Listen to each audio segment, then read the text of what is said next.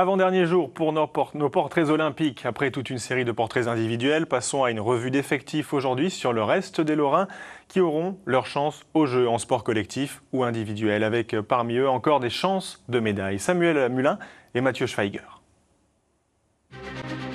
Ces Lorrains vont tenter de marquer les Jeux Olympiques de Paris de leur empreinte.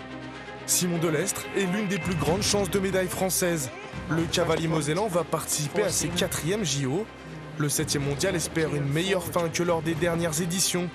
Malchanceux sur ses 3 premières participations, Simon Delestre espère cette fois parvenir à monter sur le podium dans les jardins du château de Versailles.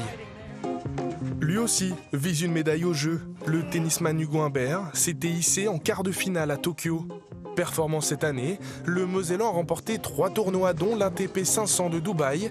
Actuellement 15e mondial et numéro 1 français, Hugo représentera la France en simple et en double. Il espère faire encore mieux, même si la terre battue de Roland-Garros n'est pas sa surface favorite. Le fait que ce soit à Paris, je trouve que c'est une chance inouïe pour tous les sportifs français. Et ce sera forcément l'objectif de ma saison. C'est quelque chose qui me tient vraiment à cœur d'essayer de rapporter une médaille. Lui a failli manquer les Jeux. Vincent Gérard a tenté un immense défi. À 37 ans, le mosellan voulait participer aux JO de Paris avant de prendre sa retraite. Blessé en début de saison, le gardien originaire de Voipy cherche à se relancer et signe à Istres en 2e division, sans cacher ses ambitions. Quand Kiel m'a signifié que quoi qu'il se passe, performant ou pas performant en entraînement, je ne jouerais pas, j'ai forcément dû trouver un point de chute. Il fallait que moi je rebondisse, il fallait que je trouve quelque chose en vue de pouvoir reprendre le handball, reprendre le terrain et prétendre à une place en équipe de France et pour les Jeux Olympiques. Un pari réussi, il a été retenu parmi les 14 joueurs pour tenter de conserver son titre, obtenu à Tokyo. Elle n'a pas encore remporté l'or olympique puisqu'elle participe à ses premiers JO. Sarah Bouktit a été élue meilleure pivot d'Europe avec Metz Handball. À 21 ans, elle s'est déjà fait sa place dans l'effectif tricolore puisqu'elle a remporté l'or au championnat du monde en décembre 2023.